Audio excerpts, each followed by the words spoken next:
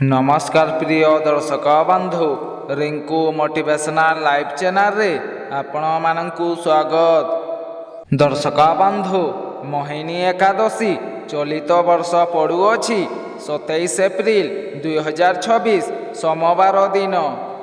एही एकादशी रे करा जाइथिबा किछि एपरि छोट छोट उपाय आपणक जीवन को पूरा परिवर्तन करिदेब। आपणक जीवनरु समस्त धन समस्या दुख अशांति को दूर करिदेब।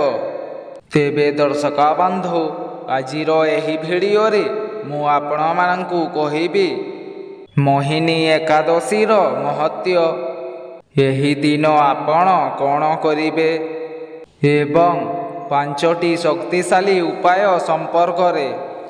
तेणु सेथिपाई आपण भिडियोटी को स्किप न करी शेष पर्यंत निहाती देखंतु एवं भिडियोटी को लाइक करी कमेंट बॉक्स रे भक्ति और श्रद्धार सह जय मां लक्ष्मी अवश्य लिखि दियंतु।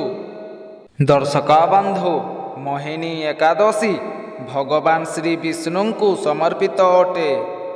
एही दिन भगवान विष्णु मोहिनी रूप धारण करिथिले। एही मोहिनी एकादशी रे उपवास और पूजा करिबा द्वारा आपणकर समस्त पाप नाश होइथाए, आपणकर भाग्य खोली थाए, आपणकर धन समृद्धि वृद्धि पाई थाए। जेउमाने जीवन रे बहुत असुविधारे अछंती सेमानंक पाई एही दिन बहुत शुभ अटे। दर्शक बंधु एही दिन किछि एपरि भूल गुड़िक रही जहाकू करिबा आदौ उचित नुहे।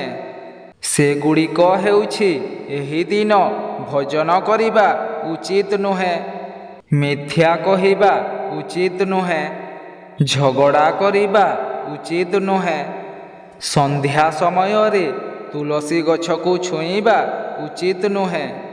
एही भूल गुड़िक कले एकादशीर पुण्य फल आपणଙ୍କୁ मिले नाही। दर्शक बंधु एबे चलंतु जानिबा 5टी छोट एवं अति सरल उपाय गुड़िक विषय रे। प्रथम उपायटी हेउछि सकाले स्नान परे तुलसी गछ मूलरे दीप जालंतु। तापरे ओं नमः भगवते वासुदेवाय एही मंत्र को 108 थर जप करंतु। एही उपाय को करिबा द्वारा आपणक घरे सुख शांति आसी थाए। द्वितीय उपायटी हेउछि एही दिन अन्न त्याग करी फल दूध भोग करंतु। एहा करिबा द्वारा मन पवित्र रुहे और भगवानंकर आशीर्वाद प्राप्त होइथाए। तृतीय उपायटी हेउछि भगवान विष्णु को हलदी हलदिया रंगर वस्त्र एवं हलदिया रंगर फूल अर्पण करंतु। एही उपायटी को करिबा द्वारा धन लाभ होइथाए एवं सफलता आपणकर प्रत्येक कार्य रे होइथाए। चतुर्थ उपायटी हेउछि गरीब लोकमानंकु खाद्य बा वस्त्र एही दिन दान करंतु। आपणकर सामर्थ्य अनुसारे दान करंतु। एही उपायटी करिबा द्वारा आपणक जीवन रे समृद्धि आसी थाए। पंचम उपायटी हेउछि घरे दीपटिए जालंतु और मंत्र जप करंतु। एहा करिबा द्वारा आपणक घरे नकारात्मक शक्ति गुड़िक दूर होइथाए।